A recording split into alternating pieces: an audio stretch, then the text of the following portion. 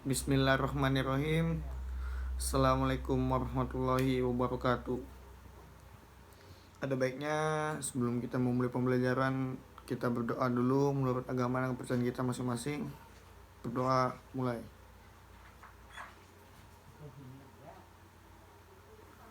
Doa selesai. Oke, setelah berdoa mungkin untuk memulai pembelajaran Bapak akan coba absen dulu. Ya baik.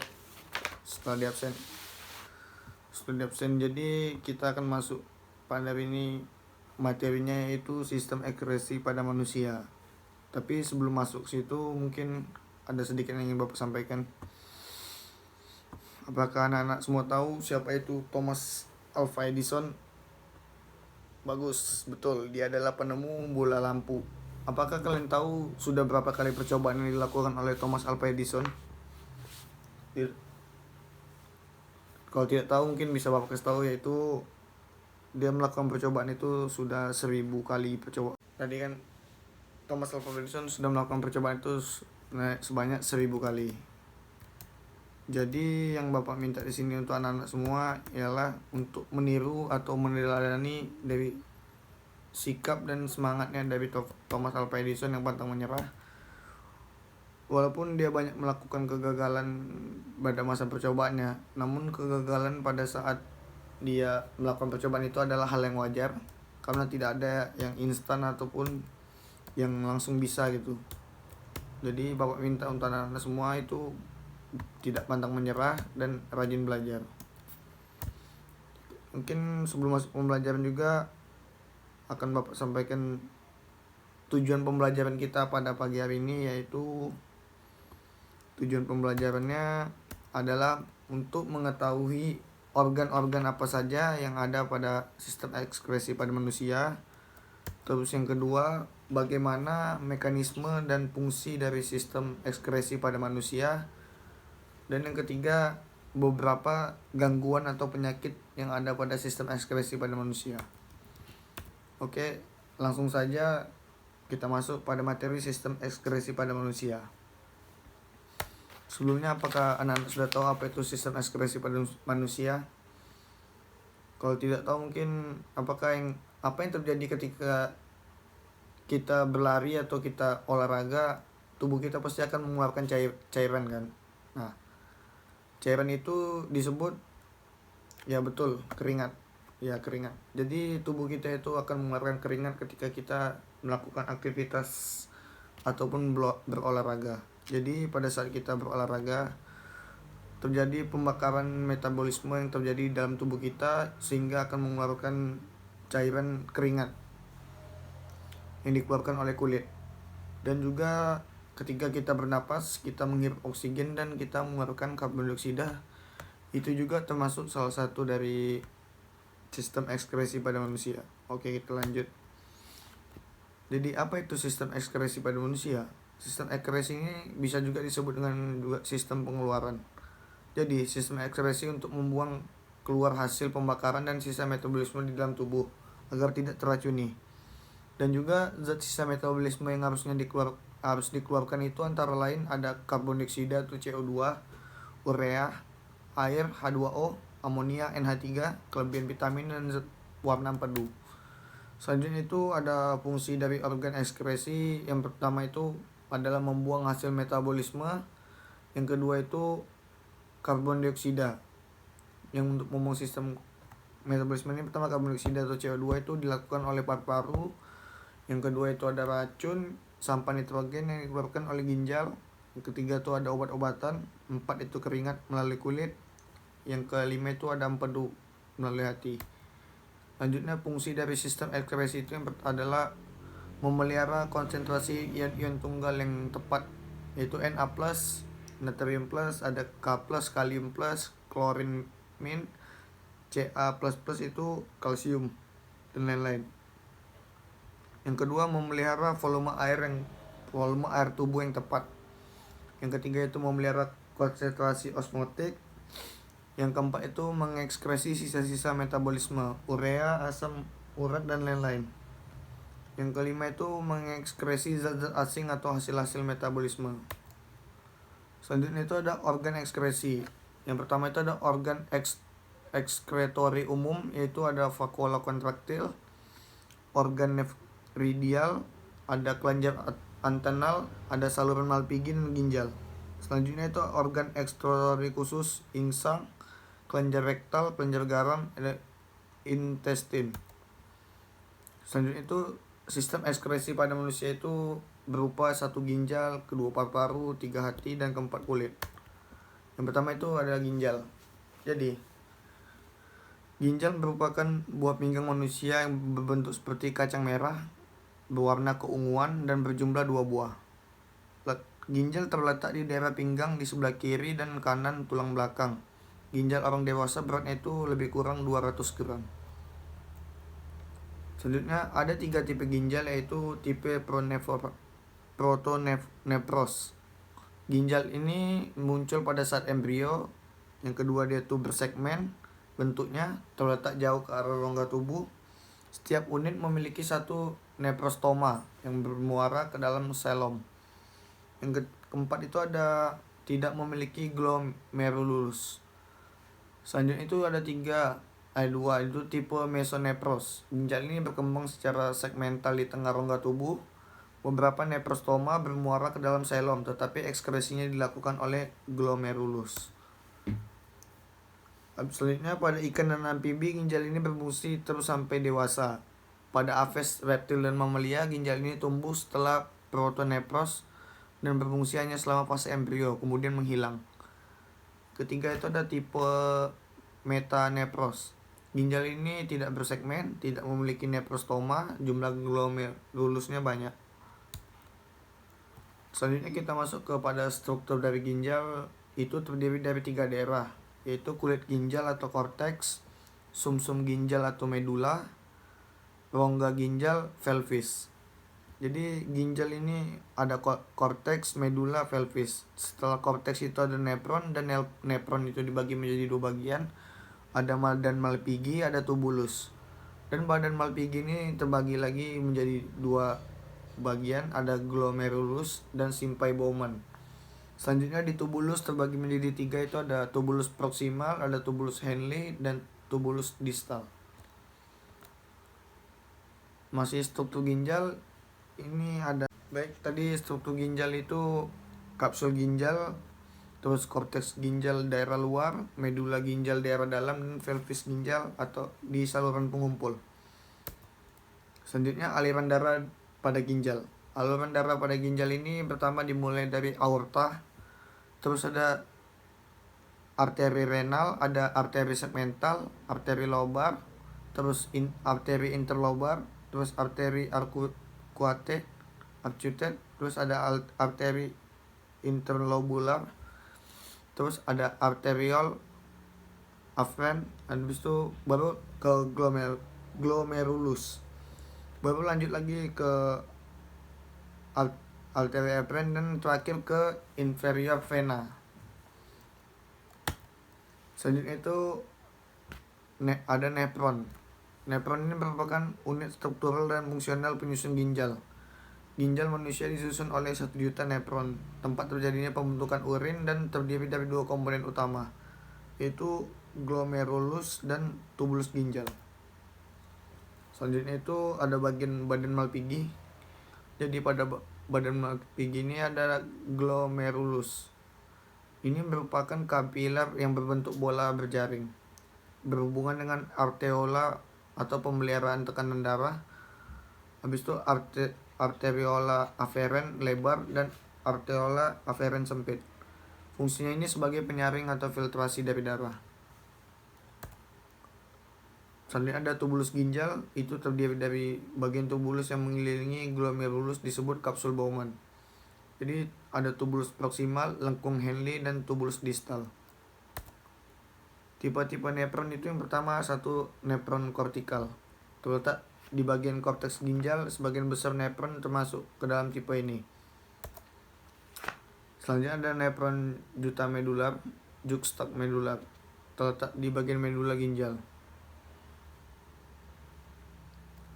Selanjutnya itu ada kapiler peritubular, kelanjutan dari arteriola efferent glomerulus. Normalnya memiliki tekanan darah yang rendah, ujung kapiler bermuara pada venula, hampir menempel sepanjang tubulus ginjal, mengabsorpsi kembali zat-zat tertentu dari tubulus ginjal. Selanjutnya itu ada proses pembentukan urin. Yang pertama itu ada filtrasi, yang kedua itu reabsorpsi, yang ketiga itu sekresi atau augmentasi. Filtrasi atau penyaringan ini terjadi di kapiler glomerulus, yakni kapiler darah yang bergulung-gulung di dalam kapsul Bowman. Selanjutnya itu pada glomerulus terdapat sel-sel endotelium sehingga mempermudah penyaringan. Selanjutnya itu ada hasil dari penyaringan ini berupa filtrat glomerulus atau urin primer. Selanjutnya lanjut kepada bagian reabsorpsi atau penyerapan kembali. Filtrat glomerulus atau urin primer tadi mengalir ke pembuluh tubulus proksimal. Jadi di dalam tubulus terjadi proses reabsorpsi bahan-bahan yang masih berguna, antara lain glukosa, asam amino, dan ion-ion anorganik. Jadi penyerapan bahan berlangsung secara transporatif. Air juga mengalami reabsorpsi secara osmosis. Bahan-bahan yang telah diserap oleh tubulus proksimal dikembalikan lagi ke dalam darah melalui pembuluh kapiler terdapat di sekeliling tubulus. Selanjutnya itu penyerapan air juga terjadi di dalam tubulus distal. Selanjutnya proses reabsorpsi. Bahan-bahan yang berguna juga terjadi di lengkung Henle, terutama reabsorpsi ion natrium. Setelah reabsorpsi akan dihasilkan urin sekunder. Selanjutnya itu baru masuk fase ke augmentasi. Augmentasi adalah proses penambahan zat-zat dan urea yang berlangsung mulai dari tubulus distal. Selanjutnya kita masuk pada saluran ureter. Ureter adalah saluran antara ginjal dengan kandung kemih. Jumlahnya sepasang, fungsinya membawa urin dari ginjal ke kandung kemih. Selanjutnya kandungan urin itu yang normal terdiri dari 96% air, 2% urea, dan 2% metabolik lain. Hasil metabolik lainnya itu warna empedu yang memberi warna kuning pada urin, garam-garam mineral, vitamin B dan C yang berlebihan di dalam darah. Selanjutnya itu ada saluran uretra yang merupakan saluran yang membawa urin keluar dari tubuh. Pada wanita hanya dilalui urin saja, sedangkan pada pria dilalui urin juga dilalui sel jutaan kelamin jantan. Selanjutnya pengaturan pembentukan urin itu yang pertama ada osmoregulasi. Selanjutnya itu air masuk kita minum, kita haus minum, habis itu lanjut ke kadar cairan tubuh normal atau homeostasis, lanjut ke stimulus. Selanjutnya kembali lagi ke osmoregulasi. Dan di osmoregulasi itu ada namanya hipotalamus akan menyampaikan ke ADH, hipofisis posterior. Selanjutnya meningkatkan penyerapan air masuk, lalu kembali melalui penyerapan memuntahkan kekurangan cairan tubuh, baru kembali ke homeostasis lagi tadi prosesnya. Selanjutnya itu ada beberapa kelainan dari sistem urin, yaitu satu itu ada namanya batu ginjal. Batu ginjal ada batu dari endapan kalsium dan garam pada pelvis ginjal. Penyebabnya itu sering menahan kencing atau urin dan kurang minum air. Selanjutnya itu ada diabetes mellitus, pada urinnya mengandung glukosa. Hal ini adanya kadar gula di dalam darah yang tinggi. Selanjutnya itu ada diabetes insipidus, sering buang air besar yang hebat sampai 20 atau 30 kali, terjadi karena kekurangan hormon ADH. Faktor-faktor yang mempengaruhi produksi urin itu yang pertama ada hormon antidiuretik, yang kedua jumlah air yang diminum, jadi semakin banyak kita minum air akan semakin banyak produksi dari urin. Yang ketiga itu ada hormon insulin, dan keempat itu orang kekurangan hormon ADH atau antidiuretik. Hormon insulin akan menghasilkan urin yang banyak. Orang yang banyak minum air juga akan menghasilkan urin yang banyak. Begitu pula pada saat cuaca dingin, tubuh cenderung menghasilkan urin yang banyak. Selanjutnya itu ada gangguan atau kelainan ginjal. Yang pertama itu ada nefritis, diakibatkan oleh infeksi bakteri Streptococcus pada nefron. Yang kedua itu ada diabetes mellitus, kencing manis, diakibatkan oleh kerusakan tubulus ginjal dan kadar gula dalam darah yang tinggi. Ada diabetes insipidus, oleh kekurangan hormon antidiuretik sehingga volume urin yang dihasilkan dapat mencapai 30 kali dari volume urin normal. Ada albuminuria dikabarkan oleh kegagalan proses penyaringan protein sehingga urin mengandung protein. Yang kelima ada batu ginjal diakibatkan terdapat endapan senyawa kalsium dan penumbukan asam urat di rongga ginjal atau kandung kemih. Selanjutnya itu ada anuria merupakan kegagalan ginjal karena kerusakan di glomerulus sehingga tidak ada urin yang dihasilkan oleh penderita. Selanjutnya itu paru-paru berjumlah sepasang. Fungsi paru-paru adalah sebagai alat pernapasan dan erat hubungannya dengan sistem ekskresi. CO2 dan air merupakan hasil proses metabolisme di dalam jaringan yang diangkut melalui darah dan akhirnya dibawa ke paru-paru untuk dibuang dengan cara difusi di alveolus. Selanjutnya itu ada hati. Hati terletak di dalam rongga perut sebelah kanan, tepatnya di bawah diafragma. Hati merupakan kelenjar terbesar di tubuh kita. Hati menghasilkan enzim arginase yang dapat mengubah arginin menjadi ornithin dan urea. Ornithin yang terbentuk dapat mengikat NH3 dan CO2 yang bersifat racun. Fungsi dari hati ini yang pertama ada sebagai organ pengeluaran, yang kedua sebagai tempat untuk menyimpan gula dalam bentuk glikogen, yang ketiga mengubah asam amino menjadi urea, yang keempat menetralkan racun, dan yang kelima merombak sel darah merah yang rusak menjadi empedu, dan yang keenam mengatur kadar gula di dalam darah. Selanjutnya yang ketujuh itu sebagai tempat pembuat fibrinogen dan protrombin yang berperan dalam proses pembukaan darah. Yang ke-8 sebagai tempat pembentukan provitamin A menjadi vitamin A. Ada beberapa gangguan pada hati itu. Yang pertama hepatitis, penyakit kuning disebabkan oleh virus. Selanjutnya ada hepatitis A, ditularkan melalui makanan dan minuman, yang ditandai dengan infeksi kronis tanpa kerusakan organ dalam jangka waktu yang lama.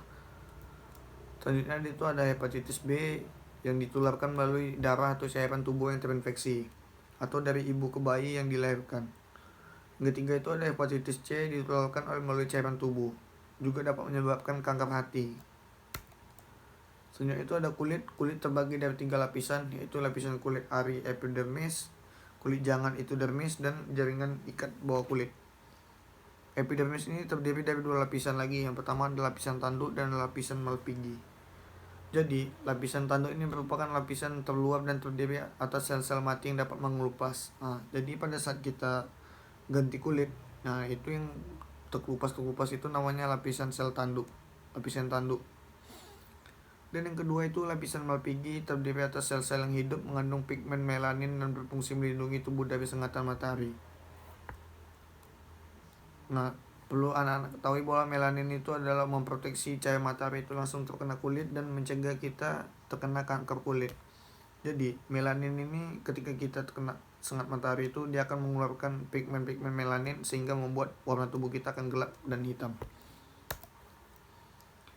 Lanjut ke bagian dermis. Dermis atau kulit jangat merupakan lapisan kulit terletak di bawah lapisan kulit ari. Di dalam lapisan kulit jangat terdapat ada kelenjar keringat, berfungsi untuk mengeluarkan keringat menuju pori di permukaan kulit.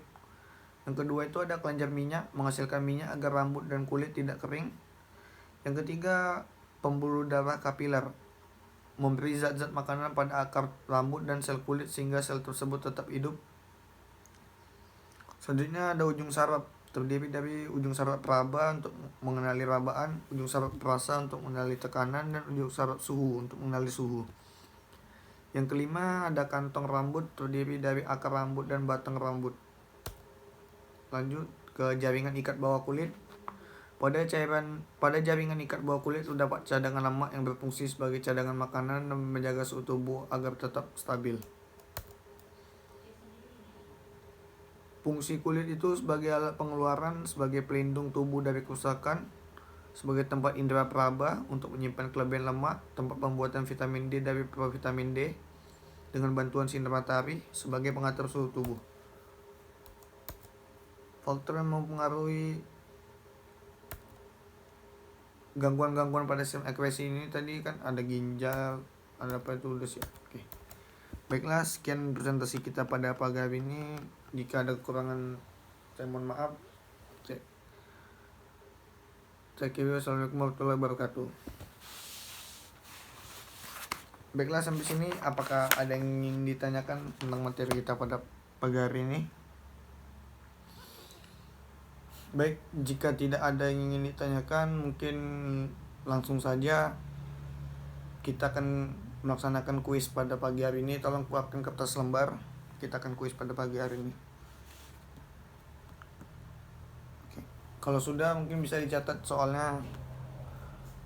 Soal nomor 1 itu adalah bagaimana mekanisme proses pembentukan urin di dalam ginjal. Selanjutnya itu soal nomor 2, apa saja gangguan-gangguan yang terjadi atau penyakit jadi pada sistem ekskresi pada ginjal, apa aja nama penyakitnya dan apa aja penyebabnya. Baiklah, hanya 2 soal itu Bapak kasih waktu sekitar 10 menit untuk mengerjakannya.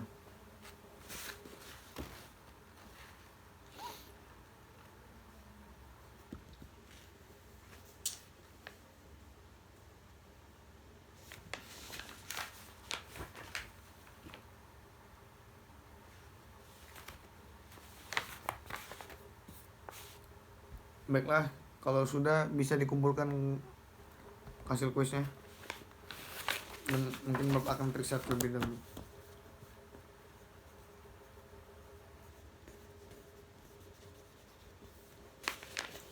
Baik, sudah Bapak periksa semua dan Bapak melihat di sini hasil dari kuisnya masih kurang bagus. Mungkin masih banyak perlu belajar lagi anak-anak semua tentang materi ini.